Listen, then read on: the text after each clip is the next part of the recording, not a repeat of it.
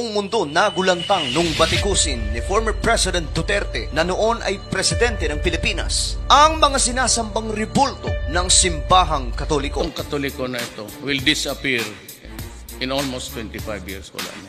Ngunit ang katanungan mga sangkay, talaga nga bang pinagbabawal sa Biblia ang pagsamba sa mga sinasabing mga Diyos-Diyosan na gawa lamang po ng tao? O isang malaking kamangmangan ang sumamba o lumuhod sa kung sino mang rebulto na mayroon ng ating mundo? Alam mo ba kung ilang asanto ng Katoliko? 35,000. All the years. Sa Italy, marami sila.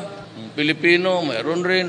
Magdasal ka na sa isang Diyos, magdasal ka ba dito sa mga santong Mababasa po natin dito ang passage mula po sa Biblia na mahigpit na ipinagbabawal sa Ten Commandments ang sumamba sa mga Diyos-Diyosan na gawa lamang po ng tao. Ating ipagpatuloy ngayon, mga kapatid, ang pagsagot nitong si Sangkay Janjan na isang born again, kaugnay sa banat niya sa mga sagradong imahe na ayon sa kanya, ito day Diyos-Diyosan. Una, di tayo tutol na ang Diyos-Diyosan ay ipinagbabawal ayon sa Biblia. Pero ang tanong, lahat ba ng mga larawan na nasa Biblia ay Diyos-Diyosan? Pati ba ang mga rebulto ng mga santo, ito ba'y Diyos-Diyosan? Ano po ba ang Diyos-Diyosan kung tignan sa Webster's Dictionary? Idol is any representation of a false God. Itutuwid natin ang mali na banat ang mga kaibayos natin sa pananampalataya, mali naman at out of context. Samahan niyo. Kasi unalingan, pag palaging inulit-ulit ay magmukha talagang katotohanan para sa ating mga kapatid na kulang ang kaalaman. Ang pagkadaya ay maranasan sa iba't ibang paraan. Pero napakasakit pag madaya tayo sa pananampalataya. Dahil nanganib pati ang ating kaluluwa. Viva Cristo Rey! Pro Dio et Ecclesia! Kumusta sa lahat ating mga suking tig-sumaybay? Ito niyo din ko, Brad Wendell Talibong. At sa mga suking taga-subaybay at sa mga bago pa lang, inanyayahan natin, huwag kalimutan na pindutin ang ating like sa ating live at huwag din kalimutang mag-subscribe kung bago ka lang at pindutin ang bell button para updated kayo, mag-comment at i-share ninyo sa mga kapwa Katoliko o kahit sa ating mga kapatid na nasa iba yung pananampalataya. Welcome sa lahat.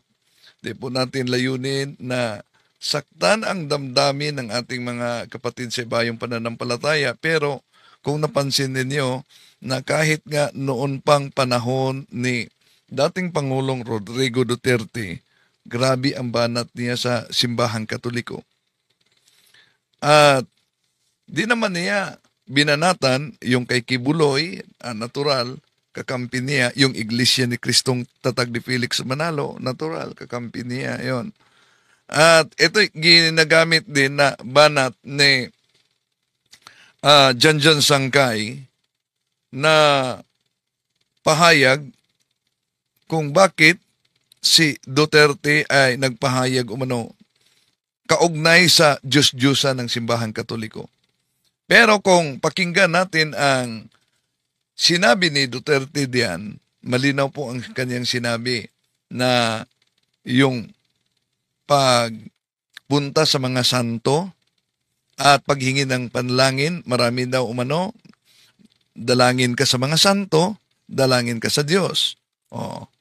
Sa ibang sikta, wala kasi silang lapitang mga santo. Bakit? Dahil wala silang kasamang naging santo. Hello kay Sis Jeannie Mauricio. Kumusta kayo ni Bro Apolinar at si Gingging, sa lahat ating mga kapatid na sumusubaybay. At sa mga kapatid natin na nag-comment ngayon, pwede ninyong ilagay saan kayo na area para ma-shout out din natin, no? Si Rick, ipagtanggol ang pananampalatayang Katoliko. Lahat ng mga Katoliko ay Catholic Faith Defender. Si Sonia Victorino. So, what sasabihin nila, I don't care. Si Sherrick.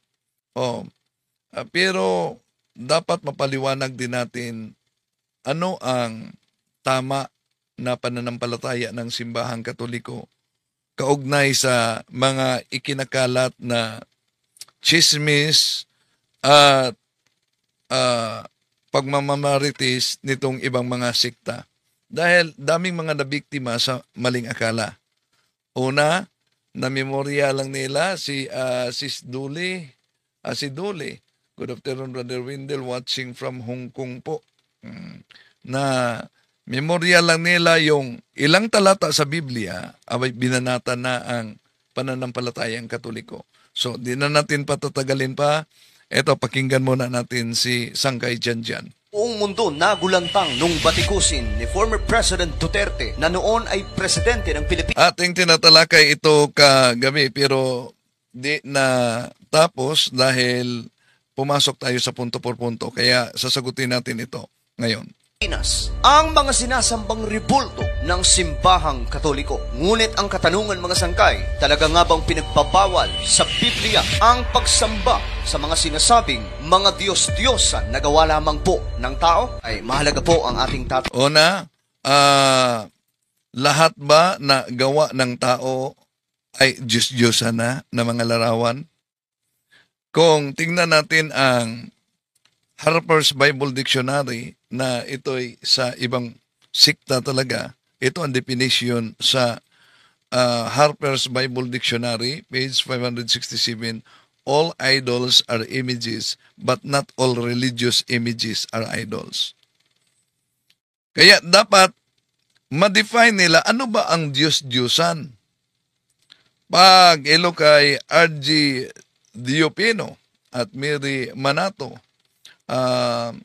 Alrus, Fabiano, no? Ano ba ang ibig sabihin ng Diyos-Diyosan? Kahit sa Biblia, malinaw yan kung ano ang Diyos-Diyosan. Sa Webster's Dictionary, idol is any representation of a false God. Ibig sabihin, kung ang isang tao kinikilala mong Diyos, hindi naman Diyos, yun ang tinatawag na idolatry. Pero bakit sinabi nating ikinakalat na propaganda sa ibang sikta yung mga pagmamarites na di naman nila alam ang konteksto? Una, sila si Santa Maria, San Pedro at ibang mga santo, mga Diyos-Diyosan daw nating mga Katoliko. Pero malinaw naman ang aral ng simbahang Katoliko. Di ba ba? Mula pa noon mga kapatid, ano po ba ang aral ng simbahang Katoliko? Kinikilala ba natin ang mga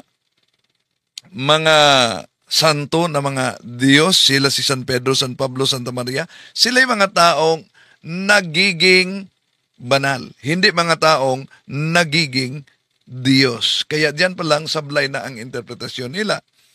Ano ba ang opisyal? Kaya dapat nakabatay talaga kung ano ang opisyal na aral ng simbahang Katoliko at hindi batay lang sa kanilang maling interpretasyon at kuro-kuro. Sinasamba ba natin bilang Diyos ang mga santo? Malinaw naman ang opisyal na turo ng simbahang Katoliko sa Our Catholic Faith, page 220, we do not worship saints. We only honor them as the special friends and servants of God. We adore God alone. So malinaw ang turo ng simbahang Katoliko kaugnay sa mga santo. We honor them. We adore God alone.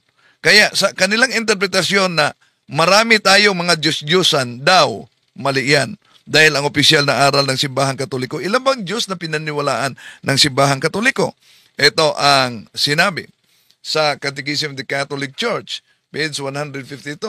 The Church never ceases to proclaim her faith in one only God, Father, Son, and Holy Spirit. So, malinaw, one only God, hindi mga gods. At di lang yan, di po ba, binanatan din ni dating Pangulong Duterte noon kahit na ang doktrina sa Trinidad. Ang tanong, di ba naniniwala si Sangkay Janjan na born again kaugnay sa Trinidad? Pangalawa, sino ba ang nagdeklara kaugnay sa opisyal na aral sa Trinidad? Simbahang Katoliko. Kaya sila na bumabanat sa pananampalatayang Katoliko ay nangungopya naman sa Simbahang Katoliko. Si R.J. Jupeno, yan sa San Martin, Campo Villanueva, Misamis Oriental. Okay. So, pagpatuloy natin, mga mahal na kapatid, no? Si John Rafael Alag, si Fiji Serye, si Ginny Mauricio, si Gingging. Sa mga sumusubaybay sa atin ngayon. Okay. Isa-isahin po natin ito, ang pahayag ni Sangkay Janjan. Talakayin, ito po ay patungkol sa sinasabi sa Biblia tungkol po sa mga Diyos-Diyosan. Talaga nga bang pinagpabawal ng ating Panginoong Diyos ang pagsamba o sa mga ganitong uri ng pagsamba? So kung mapansin ninyo mga kapatid, kanyang ipinakita diyan ang Simbahang Katoliko talaga, ang larawan talaga ng Simbahang Katoliko na ipinagbabawal daw. Ang tanong, di ba alam niya na sa mga Diyos-Diyos ang ipinagbabawal, ang Diyos mismo nag-utos na may larawang kaniyang ipinagawa ni Moises. Nasa Exodo Kapitulo 25, 19, 22, ito ang mabasa. Gumawa ka ng lukluka ng awa sa yari sa purong ginto. Ang haba nito'y 1.1 metro at 0.7 metro naman ang luwang. Lalagyan mo ng 2 kerubing ginto ang 2 dulo nito. So, ano po ba ang simbolo ng 2 larawan? Ituloy sa 22. 2 larawan na kerubing ginto. Ito'y nagpaalala sa presensya ng Diyos. Kaya, sa lumang tipan pa lang, napakalinaw mga kapatid na ang Diyos ay gumagamit na ng imahe para pagpaalala sa kanyang presensya. At itong mga kapatid natin sa ibayong pananampalataya ay allergic nito. Bakit? Sila ang mga modernong iconoclasm. Ano yung iconoclasm? Sa taong 787 Anno Domini, may 2nd konsilyo sa Nicaea, mga kapatid, dahil sa iconoclasm ni Emperador Leo III noon, na winawasak, ginagaba, sinunog yung mga sagradong imahe ng Simbahang Katoliko. Kaya idineklara ng Simbahang Katoliko sa 2nd konsilyo ng Nicaea that sacred images may be honored without idolatry. Malinaw po yan. Pero ang ating mga kapatid sa ibayong pananampalataya, sila'y humuhusga batay lang sa kanilang nakita at maling interpretasyon. Isa sa naging usap-usapan noon mga sangkay, noong panahon na namumuno pa po ang dating Pangulong Rodrigo Duterte, ay ang kanyang mga matitinding statement mga sangkay laban po sa Simbahang Katoliko. Totoo yan. Ang daming mga matitinding banat ni dating Pangulong Rodrigo Duterte laban sa Simbahang Katoliko. Pero napansin niyo, sigurado namang alam ni Duterte na maliban sa mga siktang sumulpot sa ating panahon, meron ding sikta na tinatawag na Satanic Church ni Anton LaVey. Pero bakit kaya tulad sa mga sikta ni Kibuloy, sikta ni Manalo at mga born again, di niyo narinig na binanatan niya ni Duterte ang Simbahang Katoliko lang? Di ba? Bakit? Natural. Tulad sa ibang sikta, bakit Katoliko ang kanilang binanatan? Dahil ang Katoliko, dalang-dala niya ang katotohanan. At kahit na sinabi ni Duterte na sa loob ng 25 taon, mawala na umano ang Simbahang Katoliko. Tandaan ninyo, yun din ang deklarasyon noon, noong hinuli ang Santo Papa ng Simbahang Katoliko. Hinuli ang Santo Papa ng Simbahang Katoliko at idineklara na wala na ang Simbahang Katoliko, tumitigil na Nawala na ang simbahang Katoliko. Si Bonaparte yon. So, ano ang nangyari? Kahit dineklara na ang simbahang Katoliko ay wala na. Ang simbahang Katoliko ay nanatili hanggang ngayon. Hello kay Alros Fabiano diyan sa Germany. Dahil ito'y naitatag sa ating Panginoon Jesucristo sa foundation sa bato. San Mateo Kapitulo 16-18, et igo di kukiato es Petros, et soperham Petram edipicabo iglesiam yam. Ang kanyang iglesia ay nakatayo ibabaw sa bato. At ito'y hindi talaga magiba. Ito'y hindi talaga mawasak. Pwede na masaktan sa mga nangyaring pang-abuso sa mga nagkasalang miyembro nagkasalang mga ordained minister sa loob ng simbahang Katoliko. Pwede siyang masaktan, pwede siyang mapahiya, pero ang simbahang Katoliko ay mananatili. Bakit? Dahil merong divine promise ang ating Panginoon Jesucristo sa Mateo 28:20, en omnibus dibus osque en siculat siculorum. Hindi talaga babagsak ang simbahang Katoliko. Dahil may hula na sa Daniel 2:44, sa araw ng mga haring iyon, ang Diyos sa langit magtatag ng kaharian. Kaharian na ang kanyang kapangyarihan ay di maagaw ninuman at di mawawasak. Ito'y gigiba ng mga kaharian. So ano bang kaharian na nagiba ng simbahang Katoliko? Sa kasaysayan, malinaw yan. Ang kaharian ng mga pagano na noon ay umuusig sa simbahang Katoliko sa Europe before modern times by O'Brien, page 181. The principal reason why the Roman state tried to crush the church was a political one. The Roman government oppressed the people and ruled by force. Such a government cannot permit an organization like the Catholic Church to exist. The Christians would not adore the state as supreme on all things, would not accept the emperor as God.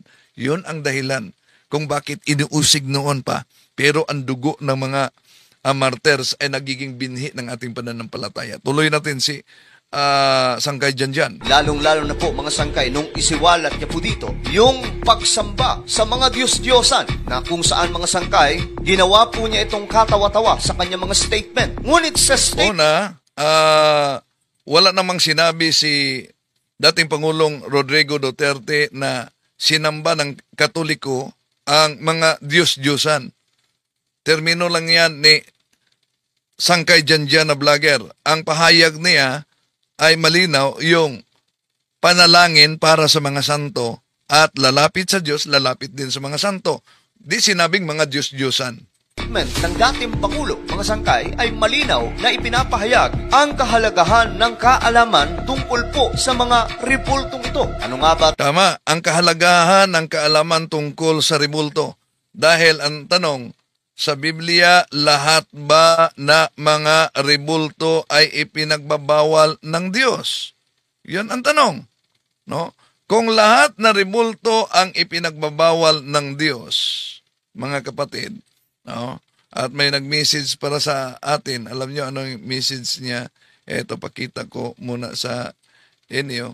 No? Sabi niya sa comment na kung hindi ninyo sinasamba, alison niyo na yan. Nagtatanga-tangahan naman kayo. Kung hindi talaga umano sinasamba, alisin umano. Una, kung tingnan natin ang Exodo Kapitulo 25, 19-22, di po ba malinaw na ang Diyos nagpagawa ng larawan ng mga kerubin? Ang tanong, dahil ba ang Diyos nagpagawa ng mga larawan ng kerubin, ang Diyos ay utos niyang sambahin yung mga larawan ng kerubin? Sino ba ang nag-utos na ang templo ng Diyos ay may monumento? Kaya kung makapasok kayo sa isang simbahan na walang monumento, mga kapatid, duda na kayo. Templo ba ito ng Diyos? O ito ba'y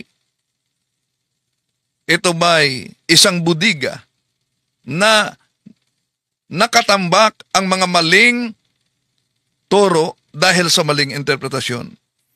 Sa Protestant na salin, ito, the Living Bible, mga kapatid, malinaw po ang sinabi sa Isaias Kapitulo 56:5. Ito po ang ating mabasa. Then I will set up a monument in the area of my temple. Ano daw?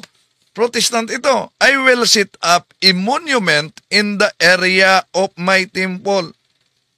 Tanong,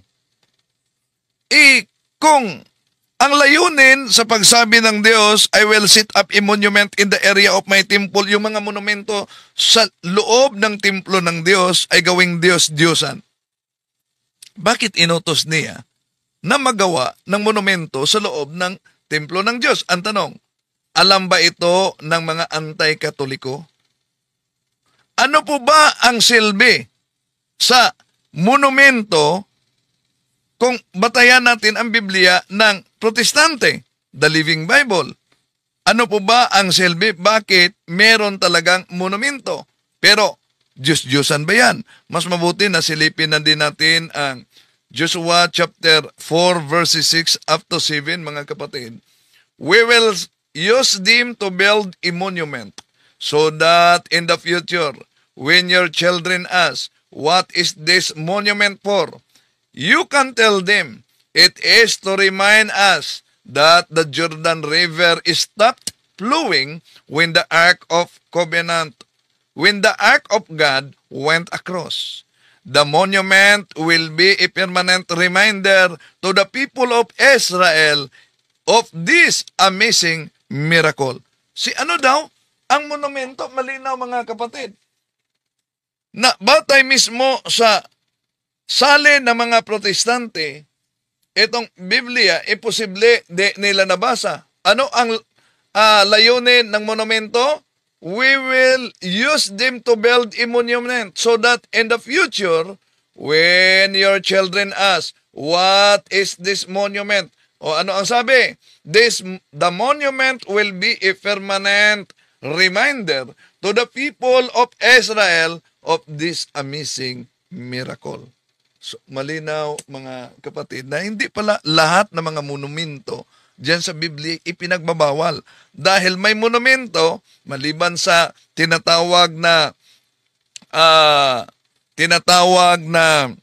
mga Diyos-Diyosan na ipinagbabawal, mga kapatid, may monumento na utos mismo ng Diyos.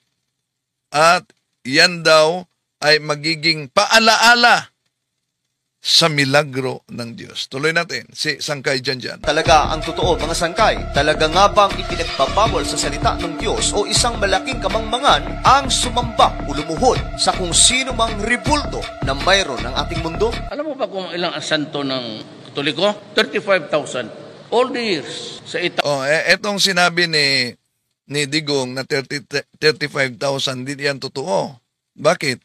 Dahil sa ipinagdiwang natin na Nobyembre 1, ipinagdiwang natin ang All Saints Day. Ano po yung All Saints Day? Ibig sabihin, yung lahat ng mga santo na nasa langit na hindi dumaan sa proper declaration ng Simbahang Katoliko, pero nasa langit na. Yon ang ipinagdiwang natin. Tuloy natin, mga kapatid. Marami sila. Pilipino, mayroon rin. Magdasal ka na sa isang Diyos, magdasal ka ba dito sa mga santong iba? Lahat halos ng tao, mga sangkay, ay kapag isinisilang sa... Ginamit niya ang banat ni Duterte. Pero bakit po ba tayo lumapit sa mga santo? Nasa Biblia ba yan? Kung tingnan natin ang mabasa sa Hebreo Kapitulo 12, versikulo 23, ito ang mabasa natin. Lumapit kayo sa pangkalahatang pagtitipon at sa iglesia ng mga panganay na nakatala sa kalangitan. Lumapit kayo sa Diyos na hukom ng lahat at sa mga espiritu ng mga matuwid na pinagiging ganap. So, ano daw? Maliban sa Diyos na pwede nating lapitan, lumapit din tayo sa mga espiritu na nagiging ganap. So, napakalinaw ang sinabi, mga espiritu ng mga matutuwid. Pag sinabing lumapit, malawak ang ibig sabihin sa salitang paglapit. Pwedeng pumasok diyan ang pag-request. Pwedeng pumasok diyan ang paghingi ng panalangin. Dito malinaw mga kapatid na hindi lang pala Diyos ang lapitan sa panalangin, kundi kasama na pati ang mga espiritu ng mga matuwid, yung mga banal, yung mga sanctified spirits na naglingkod sa Diyos. Yun ang mga santo. Yan ang dahilan kung bakit hindi lang directly na panalangin ang simbahang Katoliko sa Diyos, kundi merong tinatawag na indirectly na panalangin sa Diyos. At yon ang paglapit sa mga santo. Bakit? Malinaw naman ang sinabi ni San Pablo sa unang Timoteo, Kapitulo 2, versikulo 1, mga kapatid. Nasabi niya, kaya nga una sa lahat, ipinamamanhi ko na ang lahat ng mga dalangin may paghiling, ang mga panalangin, ang mga dalangin na namamagitan at pasasalamat ay gawin para sa lahat ng tao. So malinaw ang sinabi ni San Pablo ayon sa naturang talata, mga kapatid, na ang panalangin daw sa pamamagitan para sa lahat, everyone, sa lahat ng mga tao. Oh. At alam nyo ba na sa lumang tipan pa lang, ang banal, ang problema lang, tinanggal ito sa isang version ng Protestante Bible, mga kapatid. No, tinanggal nila. No. Hello kay kapatid na Anlisa Uso at kay Ili Almendras. Okay. Ito mga mahal na kapatid, ang mabasa natin sa Biblia, lalo na sa ikalawang Makabyo, Kapitulo 15, versikulo 12 hanggang 14. Ito po pansinin ninyo ang mabasa dito. Nakita raw niya sa pamagitan si Onias, dating pinakapunong pare sa isang taong dakila at kahanga-hanga, mabait, mapagkumbaba, magaling magsalita, at mula sa pagkabatay, sinanay na sa banal na pamumuhay. Nakataas ang kamay ni Onias habang nanalangin alang-alang sa bansang Hodyo. Lumitaw naman sa isang dako ang isang taong maputi na ang buhok na sa anyo ay marangal din at may pambiyerang kapangyarihan. Ganito ang wika ni Onias tungkol sa taong ito. Ito si Jeremias, ang propeta ng Diyos na mapagmalasakit sa kaniyang mga kapatid at maalab kung manalangin para sa banal na lungsod. Yun ang isa sa mga dahilan na allergic ang mga anti-katoliko kaugnay sa naturang salin, mga kapatid. Bakit? Diyan pa lang, ang propeta ay nanalangin na para sa banal na lungsod. No? At diyan, paniniwalaan ng mga anti-Catholic kasi. No? So, ituloy natin si Times for Grace Saints or Holy Ones, Revelation chapter 14 verses 3 up to 4, will judge mankind. 1 Corinthians chapter 6 verse 2, honor the holy. Luke chapter 21, Levitico chapter 21 verses 7 up to 10, we kneel before the Blessed Lady because fullness of Holy Spirit dwells in her. Luke chapter 1 verse 35. Okay, maraming salamat kapatid. Tuloy natin mga mahal na kapatid ang pahayag nitong na-establish na natin na yung banat ni Digong, bakit kailangan pang lumapit umano sa mga banal, ang di kasi nila alam, mga kapatid. Bakit kailangang dadaan tayo sa mga santo kung pwede namang direkta tayong manalangin sa Diyos? Una, tandaan natin. Lagi po nating tandaan na isang bagay na napalayo sa atin sa Diyos ay ang ating kasalanan. Yun ang mabasa natin sa banal na kasulatan, Isaiah 59 versikulo 2. Ano sabi? Ang masasama ninyong mga gawa, ang dahilan ng pagkawalay ninyo sa Diyos. Nagkasala kayo kaya hindi ninyo siya nakita at hindi niya kayo narinig. So ano daw? Ang kasalanan ay nagpalayo sa atin sa Diyos. Kaya nagkasala tayo, hindi tayo marinig, hindi tayo makita.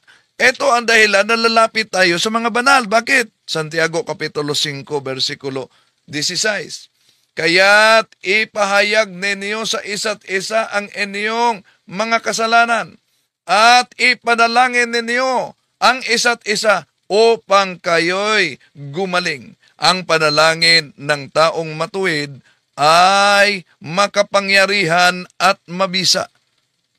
Di ba alam ito ng mga anti-katoliko, mga kapatid? Na ang kapangyarihan umano sa taong matuwid ay mabisa. Okay, tuloy natin. Ating mundo at nagkakaroon po ng kamalayan. Isa po sa hinahanap neto, sino nga ba talaga ang naglikha sa atin? O sino ang naglikha sa tao? Kung kaya't mga sangkay, maraming mga tao na walang kaalaman tungkol po sa tunay na Diyos di sumasamba sa kung ano-anong mga bagay. May ibang mga bansa, mga sangkay, sumasamba po sila sa elepante, sumasamba sila sa mga hayop, sumasamba sila sa mga punong kahoy o ano pa bang mga bagay na nag-i-exist sa ating planeta, mga sangkay, sapagkat wala po silang kaalaman tungkol po sa tunay na Diyos na dapat lamang pong sambahin. Ang yun ang sa mga pagano, no?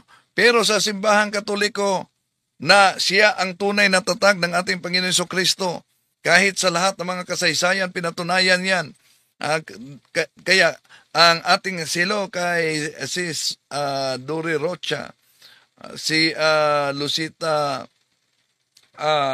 Alanis, no, sabi niya, in Jesus' name, hindi niyo alam ang ibang relihiyon, ang Diyos-Diyosan. Yun po ang sikta, gumagawa sa kapwa masama at pagnakaw at pagpatay. Yun po Diyos-Diyosan. Ang mga Katoliko katulad sa akin, Katoliko ako, kaya hindi kami may mga imahin tulad. Mahaba to. Sandali. So, kapatid na Lucita Alanis, no? Dami pa lang mga sumusubaybay ngayon sa ating Facebook din. Okay, patuloy natin si Janjan, si Arsenio Ibayan, hello kapatid, sa Batangas, Malvar, Batangas. Okay, patuloy natin.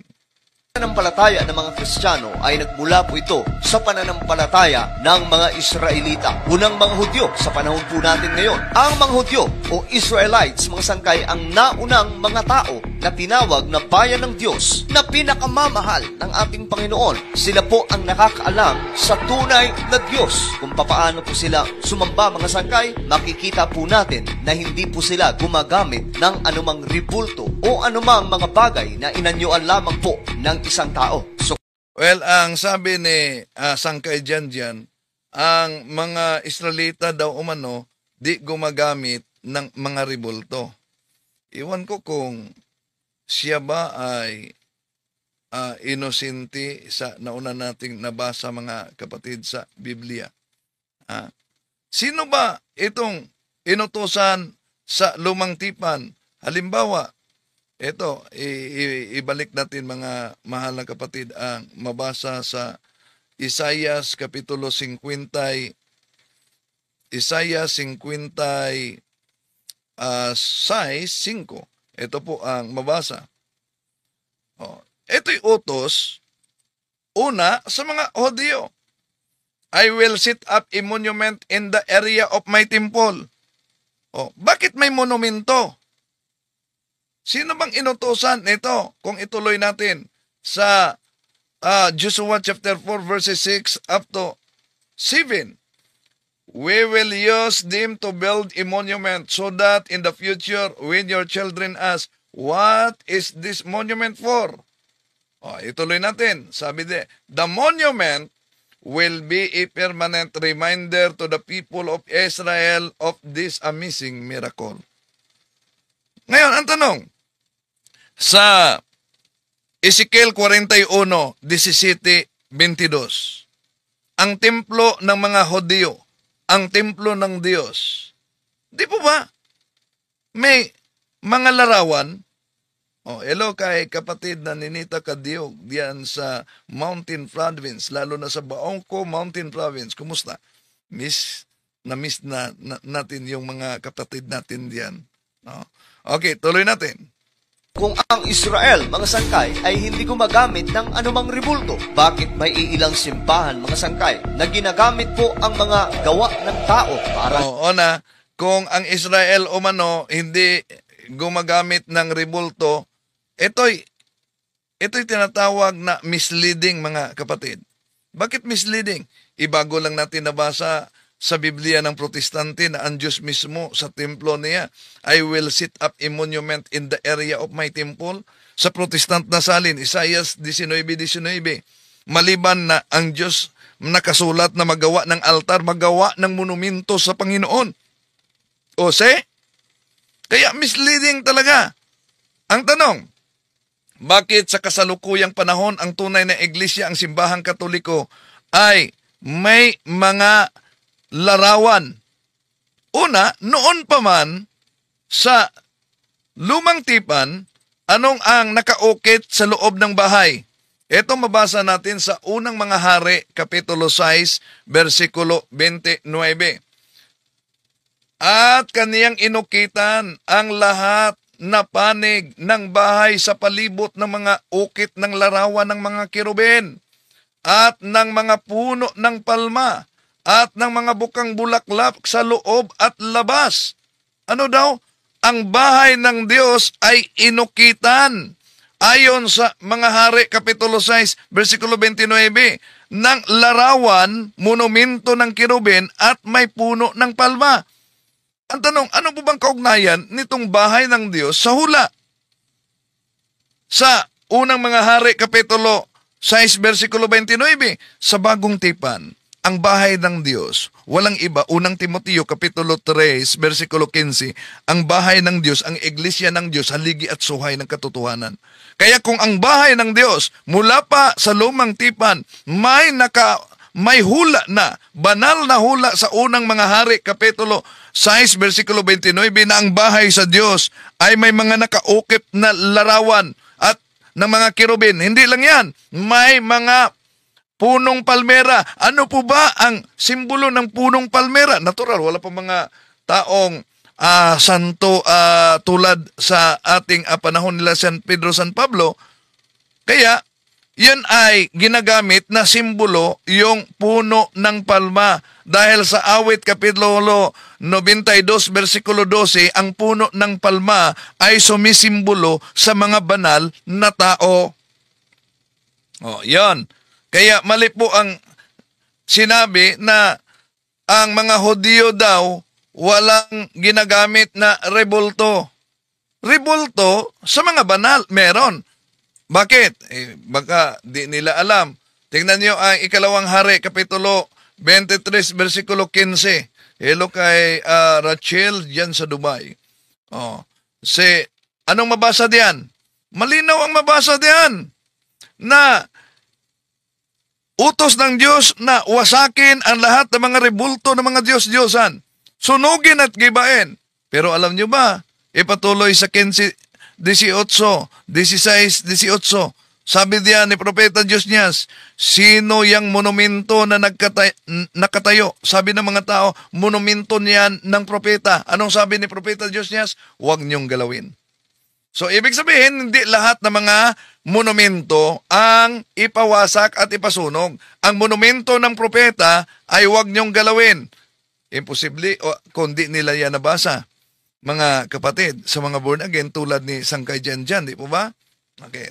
Kaya, research naman pag may time. Luhuran, pinupunasan pa, hinahalikan pa sa pag-aakala nila mga sangkay na Okay, una, hinahalikan pa ang larawan. Sa pag-aakala daw na una, pinupunasan pa. ito po ang magpapagaling sa kanila o Okay. Kung ang pagpunas, kung ang paghalik, mga kapatid, ay nagpaalala, nagsimbolo ng pag-Diyos-Diyosan na, abay, una, nakalimutan na ba nila na mismo sa panahon ng ating Panginoon Jesucristo, Marcos Kapitulo 5, versikulo 27, 28, sabi ng babae, anong sabi ng babae na nagkasakit? Sabi niya, mahipo ko lang ang damit ni Jesus, gagaling na ako. Anong sabi niya? Mahipo ko lang ang damit ni Jesus, gagaling na ako. Ano ang layunin niya? Nahipuin niya yung damit ng ating Panginoong Jesus. Sinabi ba ni Jesus na, sige, hipuin ninyo ang damit ko, gagaling kayo? Hindi. Damit lang ang layunin niya na hipuin, pero maliban diyan, mga mahal na kapatid, bunsod sa kanyang pananampalataya, gumaling ang isang babae. Hindi lang yan. Gawa ng mga Apostoles, Kapitulo 5, versikulo 15 hanggang 16. Di ba nila yan mabasa? Na kahit ang anino ni San Pedro, nakapagpagaling yan sa tao. Hindi lang yan. Gawa, Kapitulo 19, versikulo 11 hanggang 12. Anong mabasa yan? Kinuha nila ang mga panyo, kinuha nila ang mga tapi at napadaiti sa katawan ni San Pablo. Ibig sabihin ba, dahil pinunasan nila ang katawan ni San Pablo, mabasa yan sa Gawa Kapitulo 19, versikulo 11 hanggang 12. Si San Pablo ba ay Diyos-Diyosan na? Pero malinaw mga kapatid, Gawa 19, 11, 12, na ang mga tao ay kumuha ng panyo, kumuha ng tapi at napadaiti sa katawan ni San Pablo. Pero si San Pablo ba Diyos? Hindi. Pero malinaw po mga mahal na kapatid, na batay sa talata na ating mabasa diyan, na ang mga panyo at ang mga tapi ay pinuna sa katawan ni San Pablo. Diyan makita natin mga kapatid, na sa panahon pa lang nila ni San Pablo, mga mahal na kapatid, makita na natin na yung reliquia, yung mga panyo, yung mga tapi, no? Ang Diyos mismo ay naghayag ng mga kapangyarihan sa pamamagitan diyan. No? Ang Diyos mismo ay ipinamalas ng Diyos ang kanyang kapangyarihan sa pamamagitan ng reliquia ng mga banal. Imagine, panyo lang yan, tapi yan, kahit na anino, yun ang wala sa ibang sikta. Bakit wala sila? Una, wala silang tunay na pagsamba sa tunay na Diyos. Wala silang real presence of Christ in the Eucharist. John chapter 6, verse 54. Tunay na katawan talaga ng ating Panginoon Jesucristo. Wala yan sa ibang sikta. At wala naman silang sariling Biblia, namimili lang sila ng Biblia. Tuloy natin. ito po ang sinasabing tunay na Diyos na isang santo na dapat pong luhuran. Isa sa kilala. So tunay na Diyos ang isang santo na dapat luhuran. Una, kailan po ba dapat di siya magbatay, mga mahal na kapatid, sa chismis? Anong punto ko?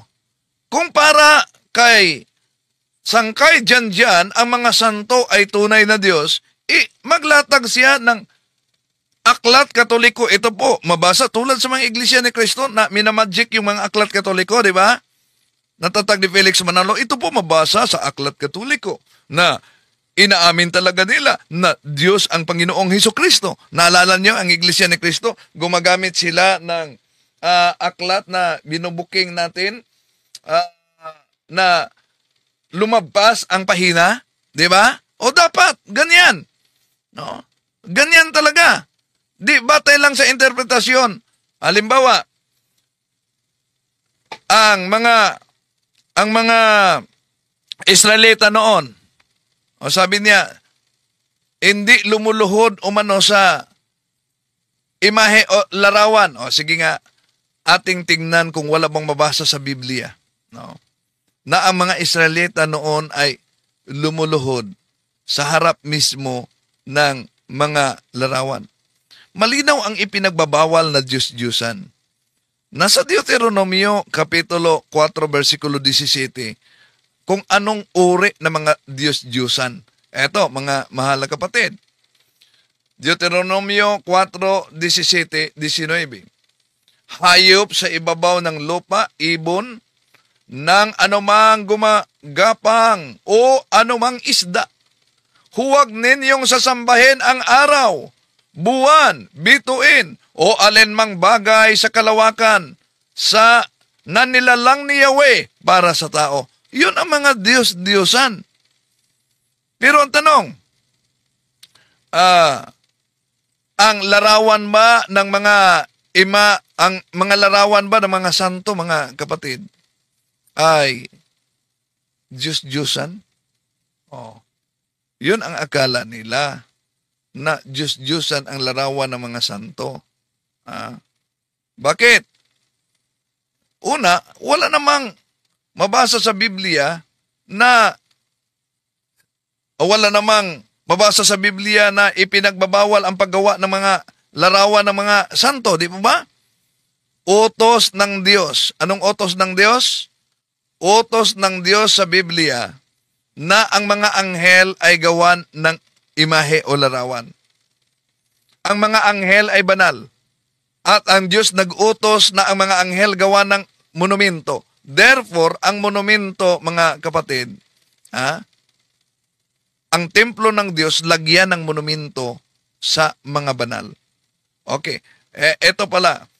Imposible, kung inosente dito si Janjan Sangkay, kaugnay sa mga Hudyo, ituloy muna natin siya. Ang mga sangkay na kautusan ng ating Panginoong Diyos ay nagmula po sa panahon ni Moses. Mababasa po natin sa Exodus chapter 20 ang 10 utos ng ating Panginoong Diyos. At sa 10 utos na ito, mga sangkay, mababasa po natin dito ang passage mula po sa Biblia na mahigpit na ipinagbabawal sa 10 Commandments ang sumamba sa mga Diyos-Diyosan na gawa lamang po ng tao, at matindi po ang utos ng ating Panginoong Diyos. Wala tayong tutol diyan na ang pagsamba ng mga Diyos-Diyosan na gawa lamang ng tao ay ipinagbabawal sa 10 Commandments. Nasa Exodo Kapitulo 20, versikulo 3 hanggang 5 yan. Pero may katabing talata, Exodo 25, 19, 20, 22, mga kapatid. Bakit iniiwasan nila yan? Tuloy muna natin. Po dito, kung babasahin po natin ang 10 Commandments sa Exodus chapter 20, ayon po dito, and God spoke. Yun talaga. Pero tingnan niyo kung anong uri na larawan ang ipinagbabawal, lalo na diyan sa mga santo ba? Ito, Exodo Kapitulo 20, versikulo 1 hanggang 5. Malinaw ang ipinagbabawal diyan. Mga Diyos-Diyosan na gawa sa hayop, ibon, isda, araw, mga bituin, buwan, nandyan sa Protestant na Bible. Ang akala nila, pagbasa nila sa naturang talata, ito'y kaugnay na sa mga santo. Palpak na naman. Dahil kung lahat ng mga larawan ay pinagbabawal ng Diyos, abay, Exodo 25, 19, 20, malinaw ang Diyos, nag-utos kay Moises gagawa ng larawan ng mga santo na mga tinatawag na kirubin. These words, I am the Lord your God, who brought you out of Egypt, out of the land of slavery. You shall have no other gods before me. You shall not make yourself an image in the form of anything in heaven above, or on the earth beneath, or in the waters below. Sa verse 4 po yan, mga sangkay, mababasa po natin na mahigpit po kaagad ang utos ng Panginoon sa Israel, na sinasabi po niya dito, mga sangkay, huwag na huwag kayong gagawa ng kahit na anong mga bagay na likha lamang po ng tao. Sa Tagalog, mga sangkay, sa So malinaw ang pinakita niya, yung mga bagay na likha ng tao, tulad sa kerubin, mga kapatid, yung tulad sa pinakita niya na baka, iyon ang ipinagbabawal. How about ang kerubin? How about ang propeta na ipinawasak ng Diyos ang monumento ng mga Diyos-Diyosan? Ikalawang Hari, Kapitulo 23, 15, 18, pero ang monumento ng propeta, di pinagalaw. Exodus chapter 20 verse 4, sinasabi po dito, huwag kayong gagawa ng mga Diyos-Diyosan na anyo ng anumang bagay sa langit o sa lupa o sa tubig. Malinaw po ang utos ng ating Panginoong Diyos sa Ten Commandments pa lamang po ito. Mabigat ang utos ng ating Panginoon sa lahat ng kanyang mga nilalang, hindi lamang po sa Israel, kundi maging sa ating panahon ngayon, mga sang... Tama na may utos, pero dapat tinanong sa sarili nila. Kung utos ng Diyos sa 10 utos, nandyan sa 10 utos, bawal ang Diyos-Diyosan. Lahat ba na mga larawan sa Biblia ay Diyos-Diyosan? Yun dapat ang itanong. Bakit? Kung ang lahat ng mga larawan ay Diyos-Diyosan, bakit ang Diyos mismo nag-utos sa Exodo 25:19-20 na magawa ng larawan ng mga kerubin? Kung ang lahat ng mga larawan ay Diyos-Diyosan, bakit sa Ikalawang Hari, Kapitulo 23, 15, 17, 18, na winasak ang lahat ng mga Diyos-Diyosan, sinunog, ngunit ang larawan ng mga monumento ng propeta, hindi pinagalaw. Tuloy natin. Dahil tayo po ay karugtong sa pananampalataya mula po sa mga Hudyo, dapat magkaroon po tayo ng tunay na kaalaman. Una, tayo, sabi niya, tayo po'y karugtong mula sa pananampalataya ng mga Hudyo. Mali po yan, dahil ang born again karugtong lang sa Amerika. No? Tatag lang ang born again sa Amerika dahil sa maling interpretasyon sa Biblia. Wala silang unbroken line of succession. Halimbawa, kung inaamin ni Kasangkay dyan na may karugtong sila sa mga Hudyo, ang tanong natin dyan, sa taong 200 Anno Domini, sino ang kasamang ituro nila? Na meron silang unbroken line of succession. Meron silang unbroken line na mga kasama na talagang sa taong 300, taong 400, taong 500, kahit taong 600 at 700, ang mga siktang tatag lamang ng tao na nakarehistro sa Securities and Exchange Commission, mga kapatid, wala talagang mabasa sa kasaysayan na may mga kasama sila. Kaya mali ang sinabing, tayo ay karugtong mula pa sa mga Hudyo. Dahil sila na mga born again, karugtong sila sa mga Amerikano dahil sa maling interpretasyon sa Biblia. Tungkol po sa tunay na pagsamba sa ating Panginoong Diyos. Dahil kung hindi po natin maiintindihan itong mga sangkay, magiging mangmang po tayo sa katotohanan. And in verse 5, so tama. Magiging mangmang sa katotohanan ang pagsamba ng Diyos-Diyosan. Pero, magiging mangmang din kung una, Protestant Bible. Anong sinabi sa Tagalog sa Galatia Kapitulo 3, versikulo 1? Mga mangmang! May binanggit niya mga mangmang. Itinaas ko sa inyo, sa inyong harapan, ang karatula, kasama ang larawan ni Kristo na ipako sa cross. Nasa Protestant na salin yan. Larawan ni Kristo na ipako sa cross.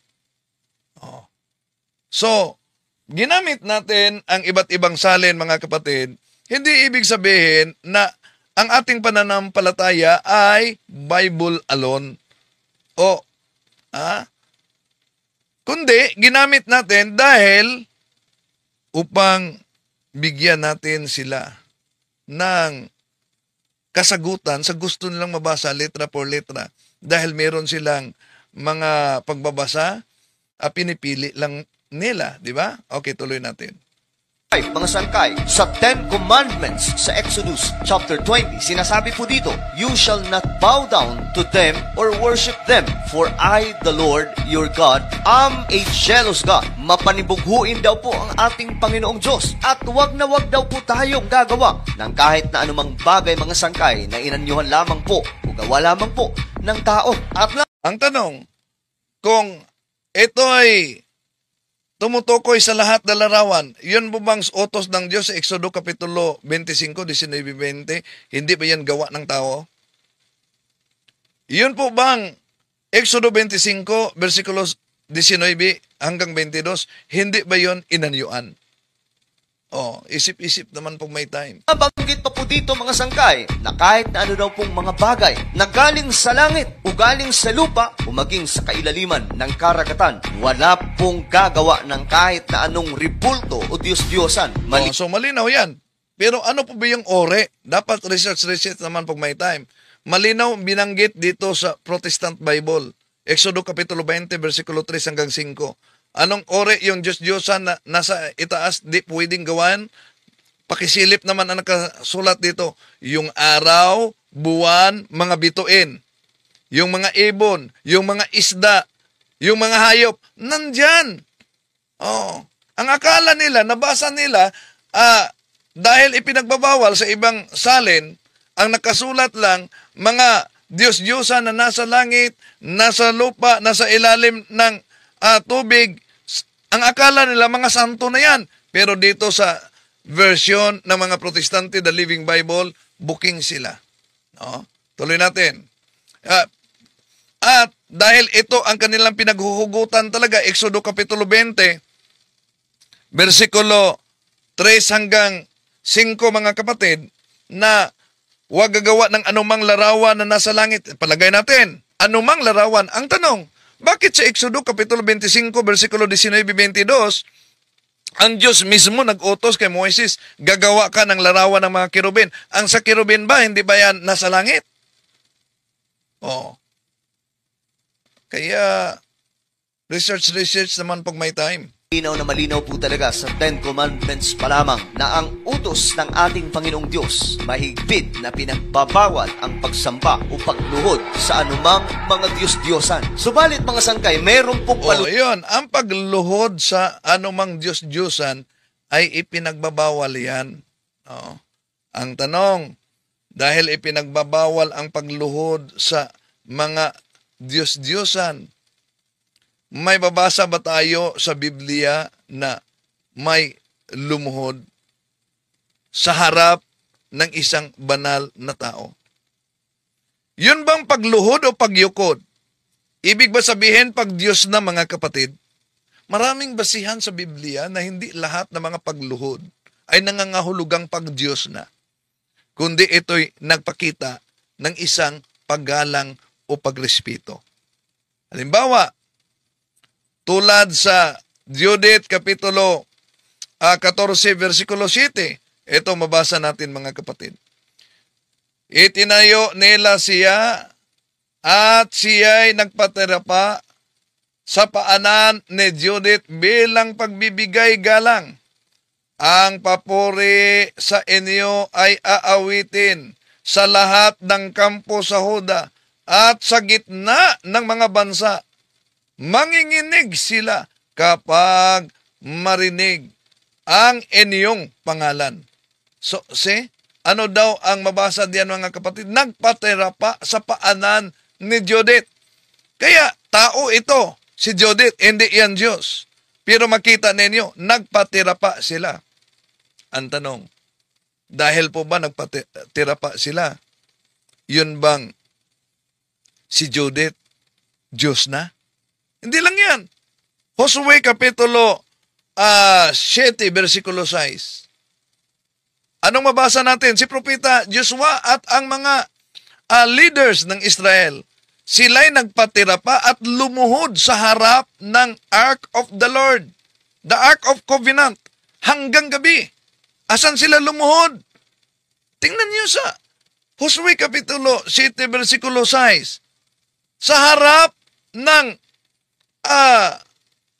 Covenant, the Ark of Covenant. Tanong, kung tingnan natin ang Ark of Covenant, Exodo Kapitulo 25, 19-20, yun ang nilagyan ng dalawang larawan na kirubin. Dahil po ba mabasa natin sa Josue City Size na lumuhod si Josue at ang mga nangunguna na mga leader diyan sa Israel, yun ang kirubin o mga kirubin na nasa Ark of Covenant ay kinikilala ng Diyos? Oh. Kaya isip-isip naman mga kapatid, no? Pag may time. So, ito, sinagot lang natin mga mahal na kapatid. Dahil alam nyo, ang kasinungalingan, pag ito'y palaging inulit-ulit, magmukha talagang parang katotohanan, lalo na sa ating mga kapatid na kulang ang kaalaman. Hello, si Kaburnok. Hello, Kaburnok. Oh, kulang ng research. Yang si Sangkay dyan. Oh, sagutin mo din, Kaburnok. Kita-kita tayo sa Cebu, Kaburnok. No? Malapit na, ilang tulog na lang, Cebu na tayo. Maraming salamat sa mga kapatid natin na sumusuporta, nanalangin at nag-support. Lalo na sa National Office, may ipinadala din si Dr. Hector na mga solicitation at sumusuporta sa National Convention. Maraming salamat sa inyong pagsubaybay mga kapatid at ilang sinagot. Tinutuwid natin dahil ang daming mga kapatid natin si bayong pananampalataya, tera ng tera, gamit ang Biblia na hindi naman sa kanila. Maraming salamat po. Hanggang sa muli. At may magandang issue pala si Kaburnok sa Factbusters. May ministro sa Iglesia ni Cristong nahuli daw. Nahuli. Sino yan? Tingnan niyo. Maraming salamat po. Hanggang sa muli. Bye-bye po.